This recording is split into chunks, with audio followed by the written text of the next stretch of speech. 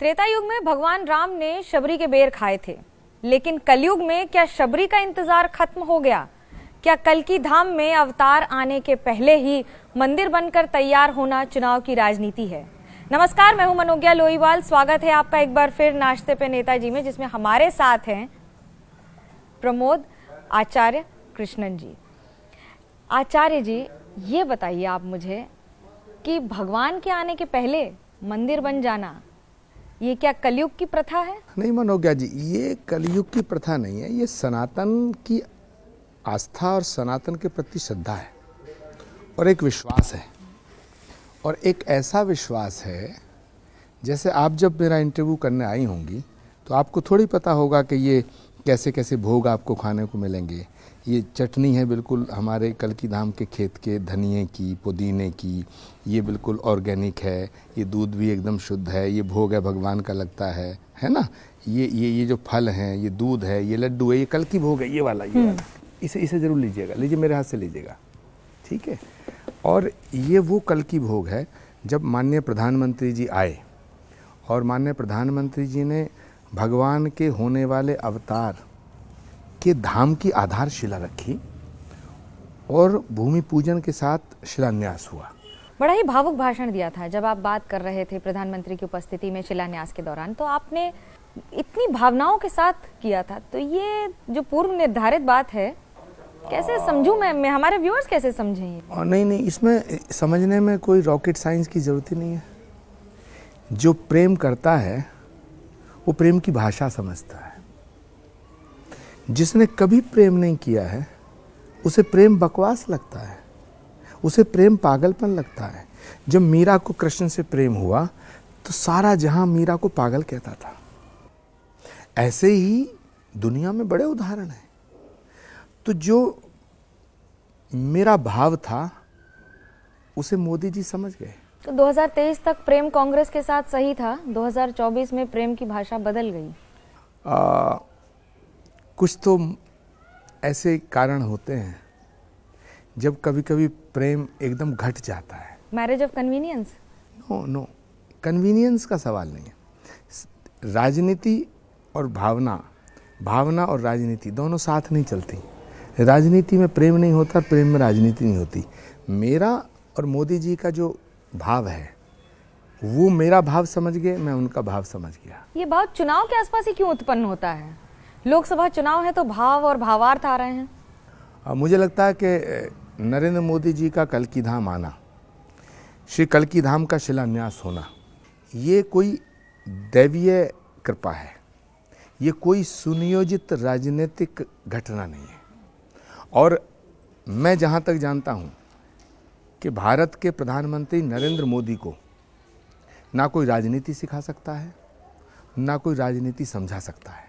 उनका आना यह भी दैवीय है और मेरा बुलाना यह भी दैवीय है। गीता में तो कर्म की बात लिखी है ना। भगवान विष्णु ने कहा है कि कर्म करो, फल की इच्छा मत करो। ये नहीं लिखा मैं है भी कुछ खाना शुरू कि आप सब कुछ पूर्व निर्धारित है तो तुम कर्म मत करो। देखिए, कर्म करना ये मनुष्य का धर्म है। भगवान ने गीता में कहा है कर्मण्येवाधिकारस्ते मा फलेषु कदाचन। तो वो ये नहीं कह रहे कर्म मत करो, लेकिन वो कह रहे हैं कर्म करने के पीछे यदि तुम उसके फल के प्रति आसक्त हो जाओगे और किसी वजह से वो फल प्राप्त नहीं हुआ तो बड़ा कष्ट होगा। गीता में जो भगवान कृष्ण ने कहा है, कृष्ण के ज्ञान योग, भक्ति योग और कर्म योग तीनों को एक जगह मिला दिया जाए तो एक तस्वीर बनती है, और वो तस्वीर नरेंद्र मोदी की बनती है। कुछ वर्षों पहले तक गांधी परिवार से आपकी काफी नजदीकियां रही हैं, मानती हूं कि आज भी होंगी नजदीकियां। तब तस्वीर किसी और की लगी रहती थी, अब तस्वीर किसी और की। भावनाएं आप ही पूरा कर दीजिए, मैं क्या कह रही हूँ। मैंने जिसका साथ दिया पूरी ईमानदारी के साथ दिया, लेकिन मैंने कभी भी इन शब्दों का प्रयोग नरेंद्र मोदी जी के अलावा किसी के लिए नहीं किया। मुझे इस देश के अंदर कोई ऐसा व्यक्ति अगर नजर आया जिसमें कर्म, ज्ञान और भक्ति तीनों का समावेश है, वो सिर्फ एक व्यक्ति नजर आया जिसका नाम नरेंद्र मोदी है। वो प्रधानमंत्री हैं आज। ये पूरे भारत की 140 करोड़ जनता के आशीर्वाद से है, लेकिन ये भारत के गौरव का विषय है कि हमारे पास मोदी है।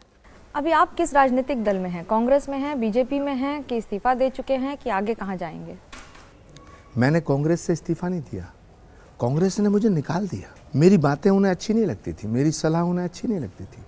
मैंने उनसे कहा भाई तुम राम मंदिर का विरोध मत करो, उन्हें बुरा लगा। मैंने कहा तुम राम के न्योते को मत ठुकराओ, राम के निमंत्रण को ठुकराने की हैसियत मनुष्य की कहाँ है, उन्होंने ठुकराया। मैंने कहा तुम सनातन का विरोध करने वालों का समर्थन मत करो, डीएमके के साथ खड़े हो गए। मैंने कहा कि प्रियंका गांधी को कांग्रेस का चेहरा बना दो, उन्हें ये बात भी बुरी लगी। मैंने कहा राजस्थान में तुम सचिन पायलट को चीफ मिनिस्टर बना दो, तुम्हारी सरकार बन जाएगी, उन्हें ये बात भी बुरी लगी, उन्होंने मुझे निकाल दिया। हद तब हुई जब मैं नरेंद्र मोदी जी को आमंत्रित करने गया तो उनसे रहा ना गया।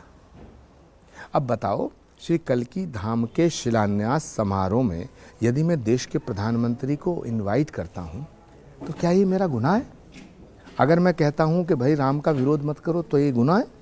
अगर मैं कहता हूं कि तुम सनातन का विरोध मत करो, क्या ये मेरा गुनाह है? और अगर ये मेरा गुनाह है तो मैंने कहा कि इस गुनाह की सजा भुगतने के लिए मैं तैयार हूं, तो मुझे सजा दे दी उन्होंने, मुझे स्वीकार है। तो मुझे ये बताइए कि बीजेपी से बात हो गई है टिकट की, कि चुनाव लड़ना है कि नहीं लड़ना है? चुनाव लड़ना कोई गुनाह नहीं है। लड़ेंगे कि नहीं, सीधा सवाल। मेरी बात नहीं हुई अभी इस बारे, अगर वो बात करेंगे तो मैं बात करूंगा। गांधी परिवार के बारे में आपके बहुत अच्छे ख्याल रहे हैं, आपने कई बार बोला भी है और नजदीकियां भी रही हैं। ऐसा क्या हो गया जो दूरियां इतनी बढ़ गई? कौन जिम्मेदार है इसके लिए? देखिए, देश की आज़ादी में गांधी का बहुत बड़ा रोल है। अब सवाल आता गांधी परिवार का। गांधी परिवार वो परिवार है जिसने इस देश के लिए कई बलिदान दिए, लेकिन कांग्रेस पार्टी जो महात्मा गांधी के रास्ते पे चलती थी, वो अब उसने वो रास्ता छोड़ दिया। और वो पार्टी जो महात्मा गांधी के रास्ते पे चल रही थी, वो पार्टी जो महात्मा गांधी जिसकी हर सभा की शुरुआत होती थी रघुपति राघव राजा राम पतित पावन सीताराम, वो पार्टी राम से विमुख हो गई। तो जो राम से विमुख हो गया उसे कौन बचा सकता है? इसलिए कभी कभी रावण बड़ा विद्वान था, बड़ा पराक्रमी था, तपस्वी भी था, ज्ञानी था, शिव का भक्त था, लेकिन सारे पराक्रम, सारी तपस्या और सारा ज्ञान सब नष्ट हो गया एक गलती से। ऐसे ही गांधी परिवार में जो आज कांग्रेस पार्टी है, उसको और महात्मा गांधी से लेकर के पंडित जवाहरलाल नेहरू से लेकर के जो राजीव गांधी तक की जो यात्रा है, उसको एक पल्ले में नहीं रखा जा सकता है। वो कांग्रेस दूसरी थी, ये कांग्रेस दूसरी है। अगर वो कांग्रेस होती तो इस कांग्रेस का वो हाल ना होता।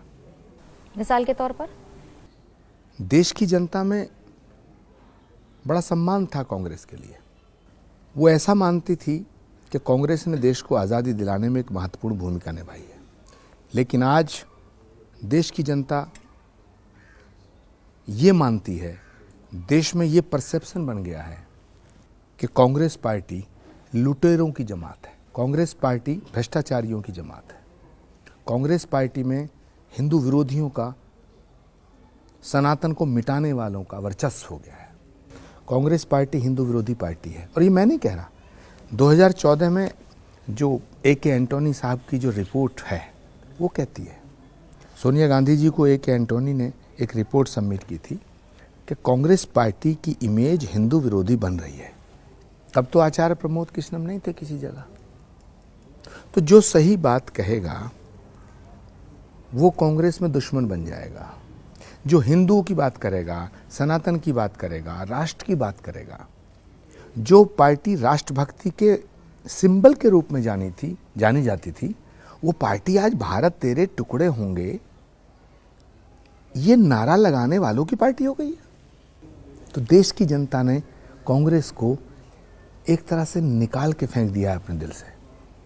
और आप देख लेना मनोज्ञा कि कांग्रेस धीरे धीरे करके कांग्रेस पार्टी के अंदर जितने लोग अच्छे लोग हैं वो सब छोड़ छोड़ के चले जाएंगे, सब छोड़ छोड़ के जा रहे हैं। सुनवाई नहीं होती है कि सुनना नहीं चाहते हैं, कि लगता है कि राजनीति कभी बहाव प्रवाह एक तरफ है तो यमुना छोड़ के गंगा में हाथ धो लें।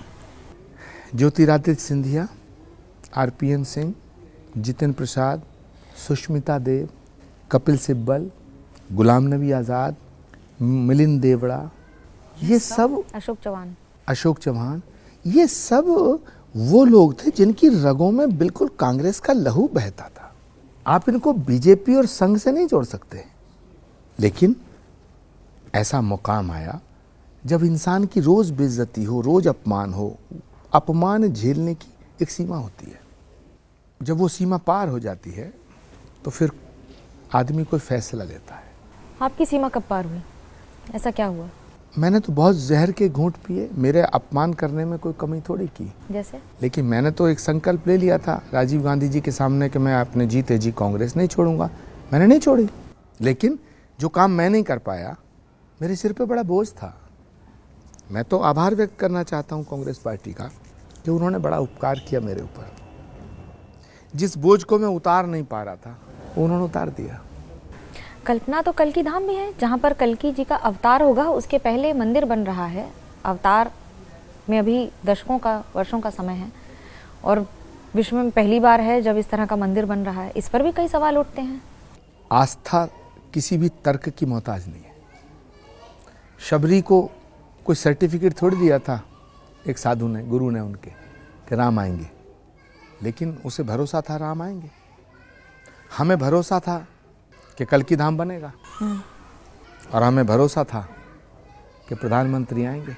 ये कितनी बड़ी बात थी आपके लिए? आपकी मुलाकात हुई होगी, कभी ऐसा लगा, ऐसी क्या बात थी जो आप मंत्रमुग्ध हो गए?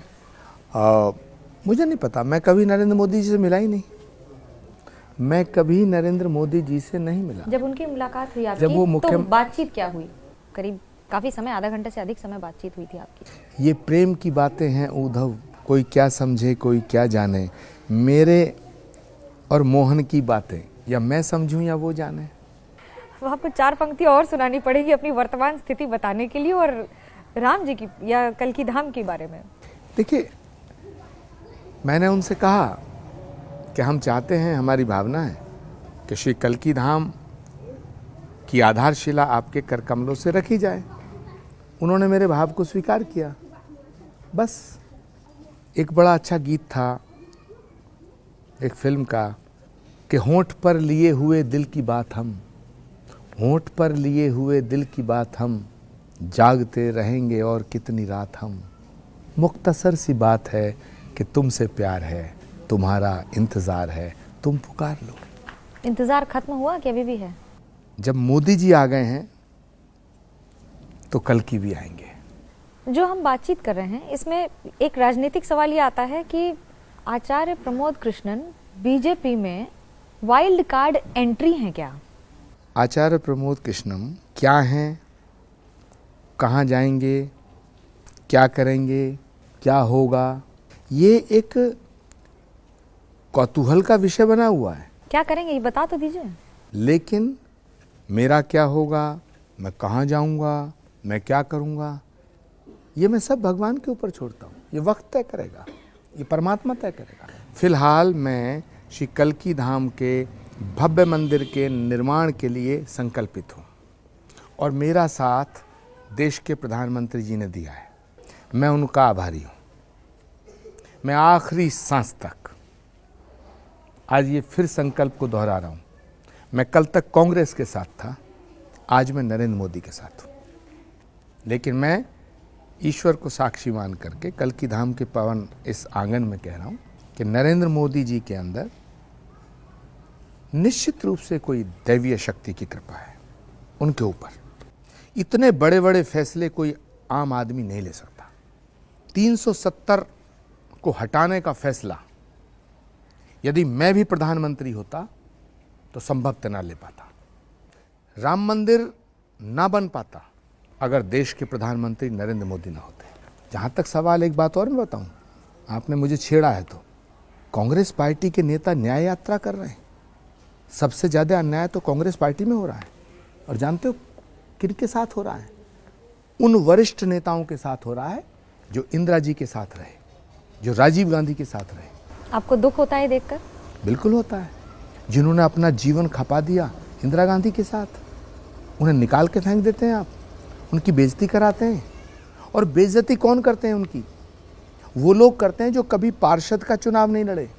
अच्छा, ये आरोप तो बीजेपी पे भी लगता है कि जो सीनियर सिटीजन्स हो जा रहे हैं उनको हटाया जा रहा है, या फिर जो वरिष्ठ हो जाते हैं उनको टिकटें नहीं दी जाती है, किसे मिलेगी नहीं मिलेगी। तो एक पार्टी करे सही, दूसरी पार्टी करे गलत, कैसे जस्टिफाई करेंगे? नो, टिकट ना मिलना अपमान नहीं है, टिकट मिलना सम्मान नहीं है।